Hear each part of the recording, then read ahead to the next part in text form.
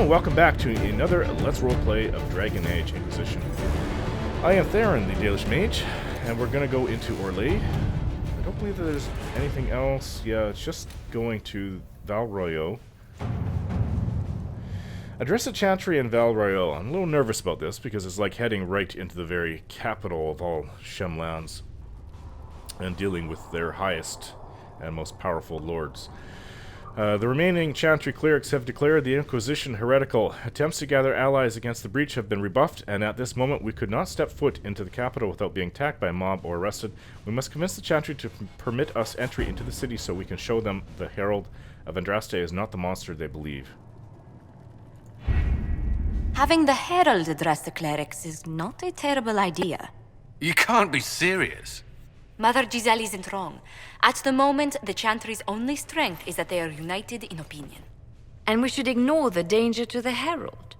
Let's ask him.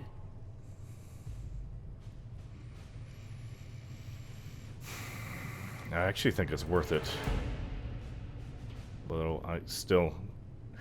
I'm not terrified, but I'm nervous.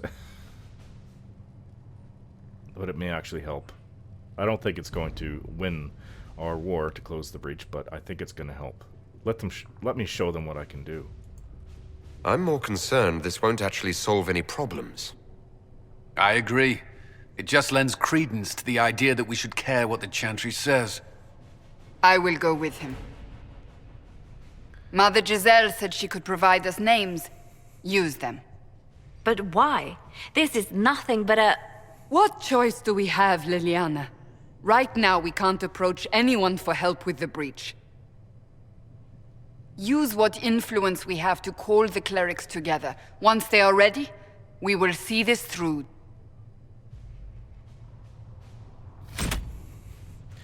Address the Chantry in Val Royeaux. The remaining Chantry clerics... Okay, I've already read this. Let's do it.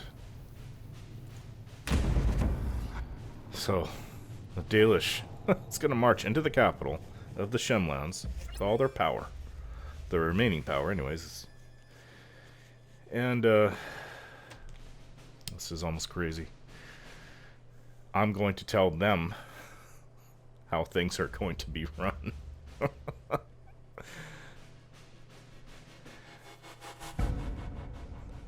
Unless I die. That's another... There could be archers that are set to take me out, or I'll be poisoned. There's many ways to kill someone like me.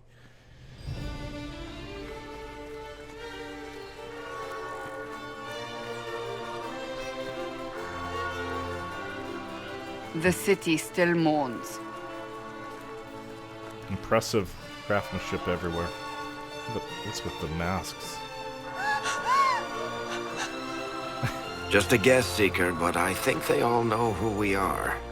Your skills of observation never fail to impress me, Varric. My Lord Herald. You're one of Leliana's people. What have you found? The Chantry mothers await you, but so do a great many Templars. There are Templars here? People seem to think the Templars will protect them from the Inquisition. They're gathering on the other side of the market. I think that's where the Templars intend to meet you. Only one thing to do, then.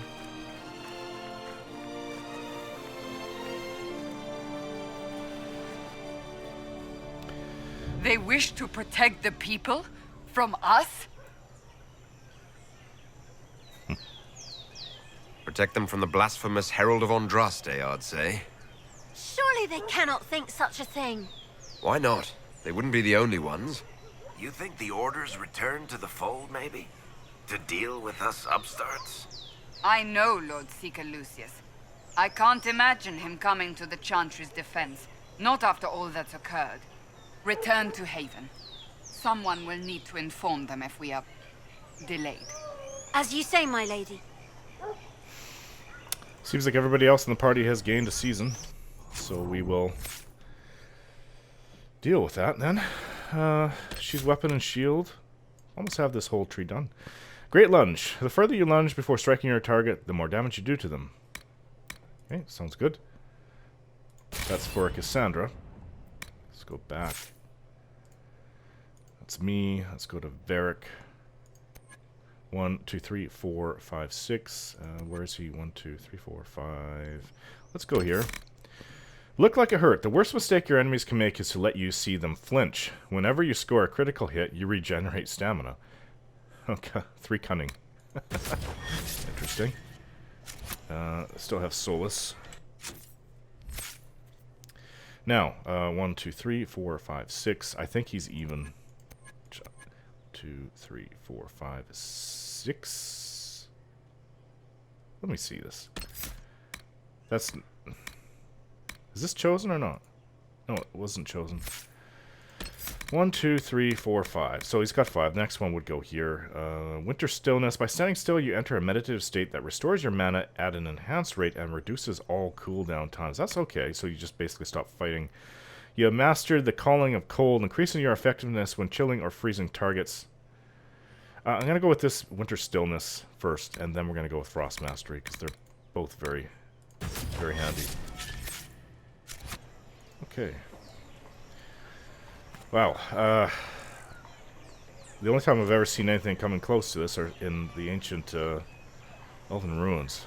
But this is actually somewhat impressive. There's things to read. The avenue of her reflective thought, inscribed upon a plaque. Our Lady and the actors of her rise and fall, her message and visage are worth repeating. Okay. What does this say? Beneath, scratched by a vandal at meeting a low door frame. He got his head hit. What does this say? Beneath, scratched by a vandal, and his head suddenly weighs too much. Okay. Some Shems were making a joke about it. Or it could have been other elves, I guess. What's this say? Beneath, scratched by a vandal, about his unfortunate hair. Keep on making fun of the guy holding his head. Beneath, scratched by a vandal, and unrelated headache. What does this say? The avenue of her reflective thought. The avenue is inspirational, but wise travelers do not linger in their respects, not just because the bazaar awaits, but because the area before the back-turned statues is treacherous. Local legend has it that the child empress, Amy, abused the opportunity of religious repose to relieve herself beneath the gaze of Our Lady. Unable to discipline the toddling leader, her attendants instead chastised the statues and had them turned in supposed embarrassment. True or not, foolish youths dare each other to soil the spot in similar fashion, and a place of otherwise reverent thought always carries a faint odor about it. Excerpted and torn from a disposable walking tour of the capital by Philium, a bard. Is it truth? I don't know. I think I could speak with this person, actually. Can I not? No? Okay, well, you were ordered by Cassandra to return to Haven. I didn't expect this to go smoothly. Le Masque du Lion. And what's this one? Oh, docks. More people in masks. What's this?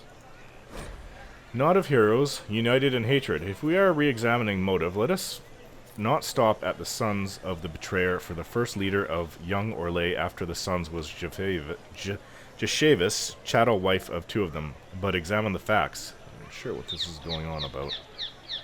A proud daughter of the Syrian, chosen not unkindly by Isarath to be his bride, it was her reach that granted him power to unify.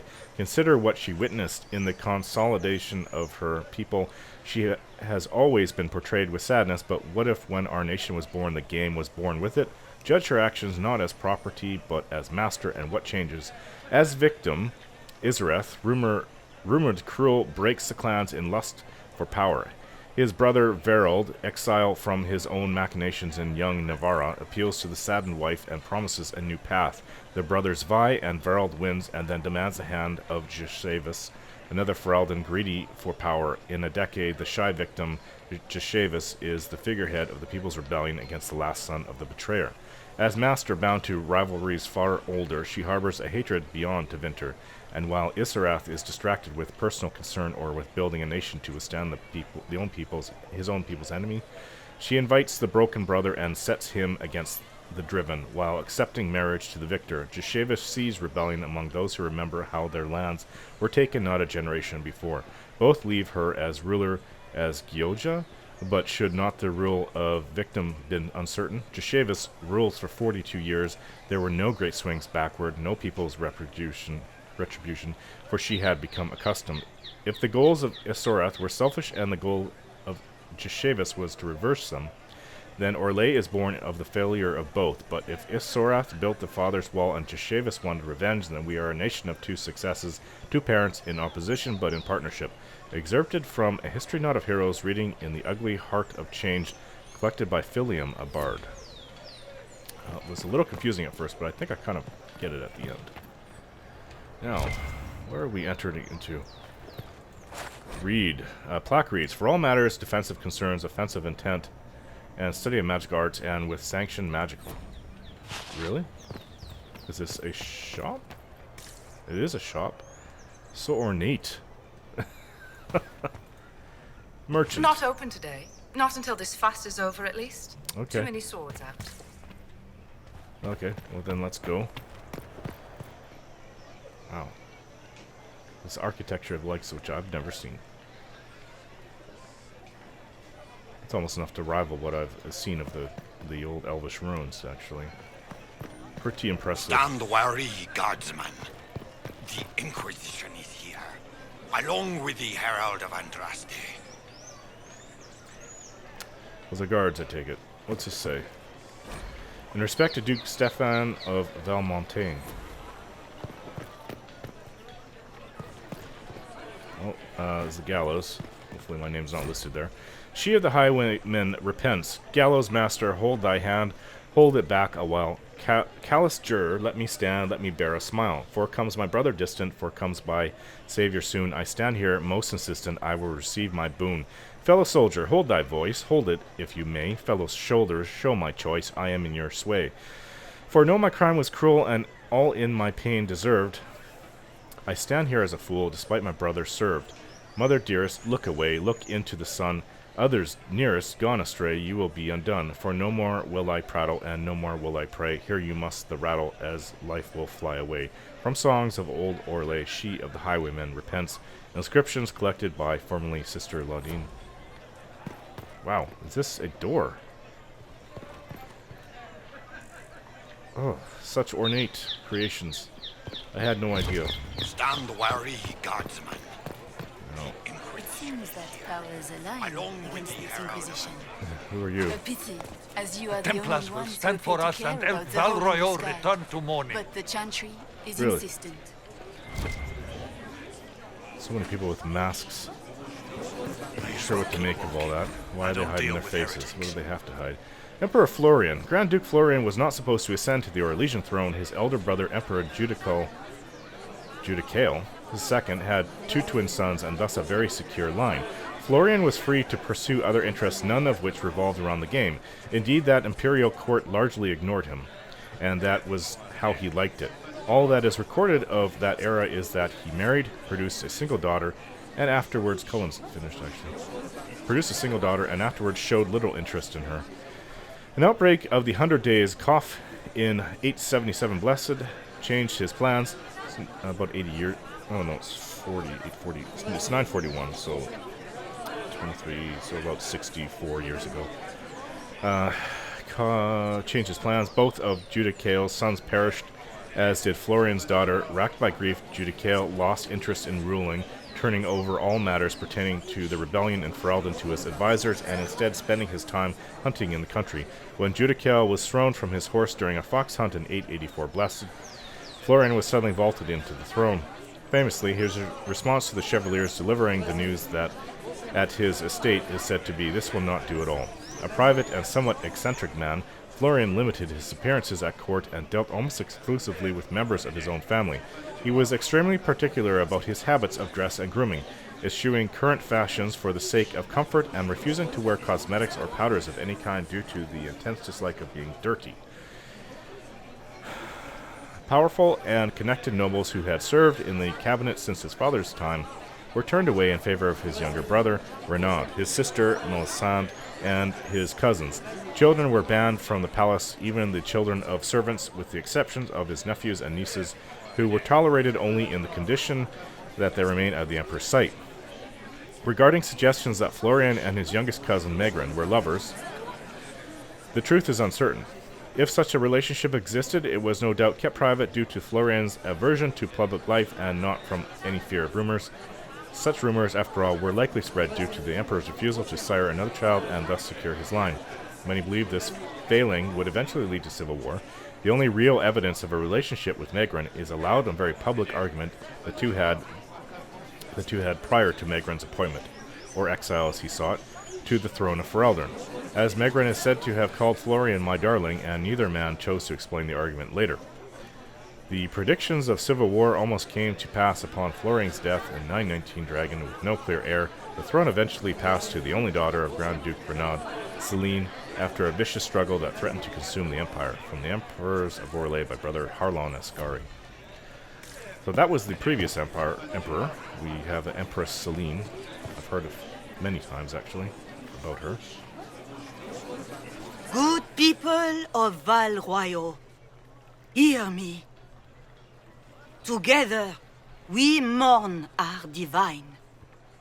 Her naive and beautiful heart silenced by treachery.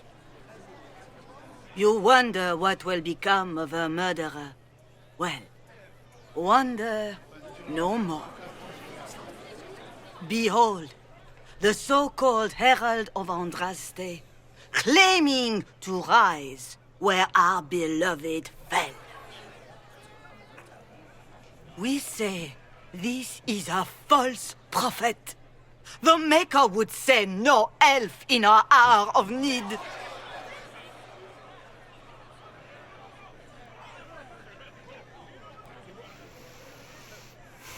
Antagonizing is just going to make them bring out their swords.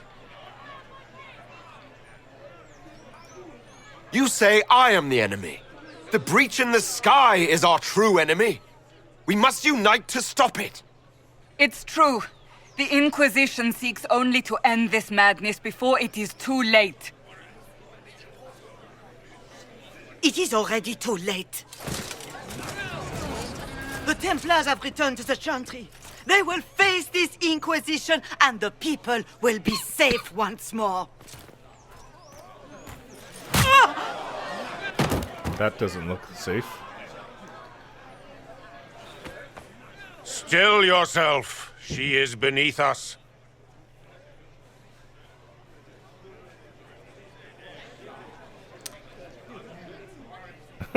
These are different. I don't really get the chance to see too many reactions like this.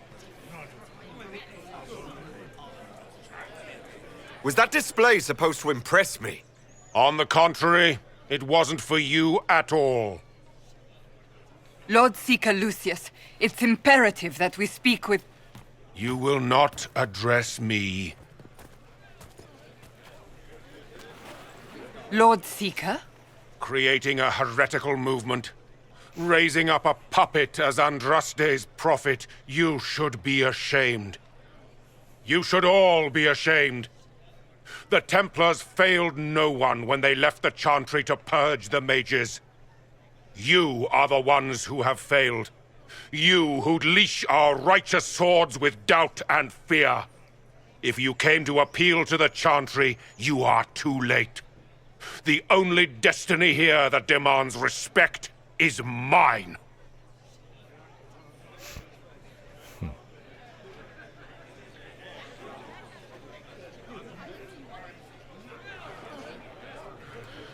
What we truly need is an alliance that will seal the breach. Oh, the breach is indeed a threat. But you certainly have no power to do anything about it. But Lord Seeker, what if he really was sent by the Maker? What if... You are called to a higher purpose. Do not question. I will make the Templar Order a power that stands alone against the Void. We deserve recognition. Independence. You have shown me nothing.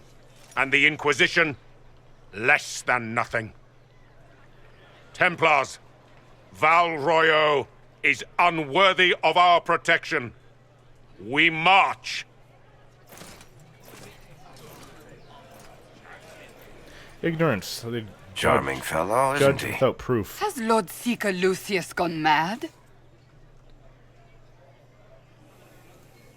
Do you know him very well?